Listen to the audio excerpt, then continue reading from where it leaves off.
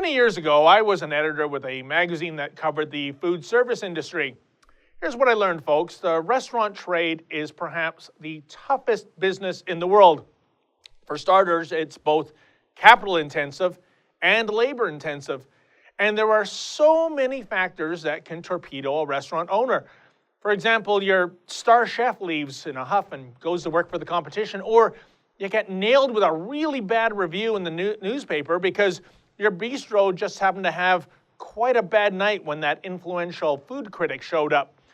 But you know what, folks? The restaurant business just got way, way tougher. That's because human rights czars are now targeting Joe's Diner. Case in point, a germaphobe was recently awarded a 5-figure sum by the Ontario Human Rights Commission because, among other things, his local Baton Rouge restaurant in Oakville, Ontario, put a lemon slice in his water. Oh, the horror, the horror.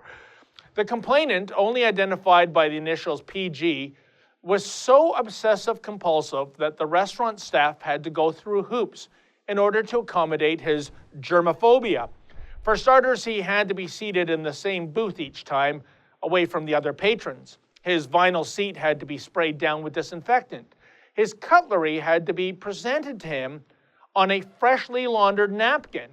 Water had to be served without that damn straw or lemon slice. Bread, meanwhile, had to be served in a basket with a napkin. He also habitually rearranged items on the table. The list goes on. Now, initially, the beleaguered Baton Rouge staff went out of their way to accommodate Mr. PG, but in the fall of 2013, the restaurant changed ownership and PG was no longer receiving the same level of service he had come to expect. When he complained about his glass of water containing a lemon slice, the manager told him he was just too high maintenance and nobody wanted to serve him anymore. Now, I'll bet you dollars to donuts that most reasonable people at this point would have taken the hint and moved on to some other eatery. But that's not how it works these days, folks. No, now if you're offended, you go running to some non-elected, unaccountable government commission and file a human rights complaint about a lack of reasonable accommodation, which is precisely what PG did, and filing that complaint proved to be very lucrative for PG indeed. The Human Rights Kangaroo Court determined that PG suffered great injury, and Baton Rouge was ordered to compensate him to the tune of $12,000. 12 grand! Baton Rouge never responded to PG's allegations and didn't participate in the human rights circus, tribunal. Do you blame them? Why throw good money after bad when you know how the human rights racketeers are going to vote? The fix is in, as they say in Vegas. But seriously, is this indeed the latest human right now? The idea that a restaurant seat must be sprayed down with Purell or else pay up? Gosh, Monty Python was surely prescient back in 1983 with their movie, The Meaning of Life.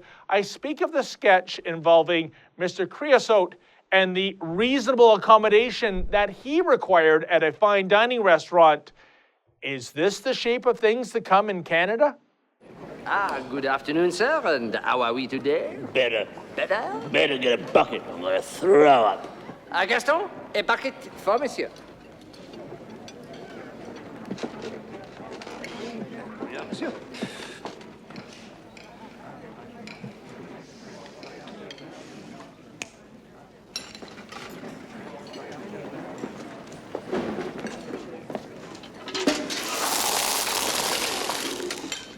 Merci, Gaston.